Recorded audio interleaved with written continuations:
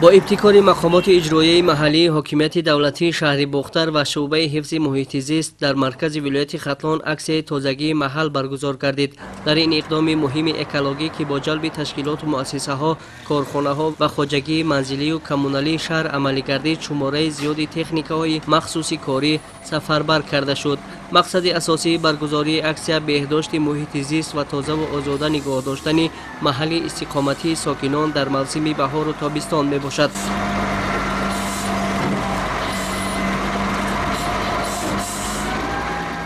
در دایره آن قریب تمام نقطه‌های پرتوپرتویی حدود شهر از پرتوهای معیشی تازه کرده شدند. طور مسئولین شعبه حفظ محیط زیست شهر بختر اطلاع دادند با بالا رفتن حرارت هوا حجم پرتوهای معیشی اهالی افزون می‌گردد که این حالت ضرورت تشکیل چنین اقدام‌های دسته‌جمعانه را بیشتر می‌سازد.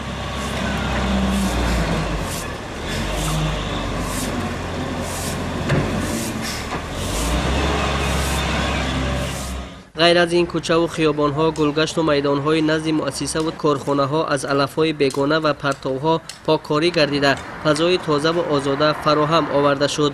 طبق اطلاع امسال 54 نقطه موقتی پرتوپرتویی نزد منزل‌های استقامتی شهروندان از نوسازی شده گرد و اطراف آنها محکم کرده می‌شوند تا اینکه پرتوها تنها در جای مخصوص جمع‌آوری و بعداً سری وقت از حدود شهر برآورده شوند. شعبه حفظ محیط زیست و دیگر ساختارهای دخلدار شهر به نقشه گرفتند که اکسیاهای تازگی محل را در یکجایگی بین اهالی منتظم برگزار نمایند. در این زمینه ترغیب فرهنگ پرتوپرتویی درست، استفاده صرفه‌جویانه ذخیره‌های طبیعی و اشتراک فعالانه ساکنان در حشرهای دسته‌جمعی ضرور شمرده می‌شود.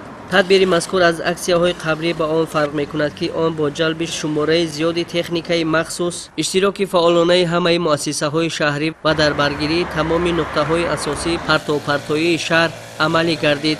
این دفعه نه تنها تازه‌کنی موضع‌های معمولی بلکه گلگشت و میدان‌ها، کنار راه‌ها، نزد مؤسسه‌ها و نقطه‌های موقتی پرتوپرتویی مورد پاکسازی همه‌طرفه قرار گرفتند. هدف جمع‌آوری پرتوها تنها در جای‌های معین و کشانیدن سریوقتی آنها میباشد تا از افلاس شوی محیط اطراف و پهن‌شوی بیماری‌ها پیشگیری کرده شود. اکسیا نه تنها یک چاره‌بینی تازگی بلکه یک اقدام آموزشی و تربیوی نیز به حساب می‌رود. مسئولین اظهار می‌دارند که چنین اکسیاهای فراگیر در آینده نیز به طور منتظم و در همکاری با اهالی و تشکیلات‌ها برگزار خواهند شد.